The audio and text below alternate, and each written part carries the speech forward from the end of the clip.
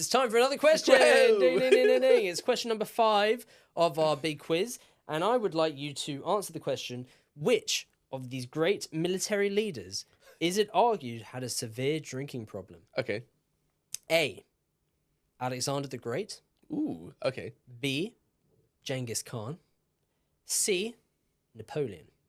I feel like Genghis is the obvious shout. I don't feel like you could do what he did, though, if you were drunk. Neither Alexander. So Napoleon strikes me as a bit of a strange guy, so I don't know if it's actually... I just don't get the idea that he was like as socially liberal as like the other two could be. Genghis was a madman, and you think maybe the fact that he was crazy might have stemmed from being drunk all the time, potentially? I'm going to go for Genghis. The final answer? My final answer is Genghis Khan. Genghis Khan? Incorrect. 2 drinks. So Genghis Khan apparently barely drank at all. This is obviously this is room for interpretation. We don't know for sure, and there's not that many records about if he was an alcoholic or not.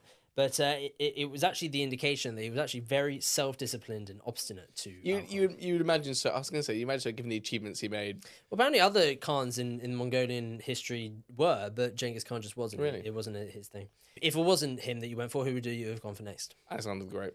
Alexander the Great is correct.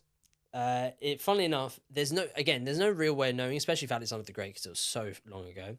But there's actually a lot of theorists, a lot of historians that debate whether he was a alcoholic. He was quite young, though, which is why he was very young, and he did apparently love a drink. Like, he would often have like parties with his generals where they just get smashed and play games, like literally play like board games, not board games, but like chess. Not chess, mahjong, but whatever was the equivalent in that time. And apparently, he actually killed a close friend of his in his 30s. Cloutus, I think, Clitus. He killed him with a spear while they were both drunk. Quickly, Napoleon did not enjoy drinking that much. Didn't. To be fair, he did drink. He apparently had like red wine or brandy at times. He's French after all. He didn't enjoy being under the influence. No. Apparently, he absolutely binged coffee. Really? But he was not a wine drinker. That does not surprise me. There you go.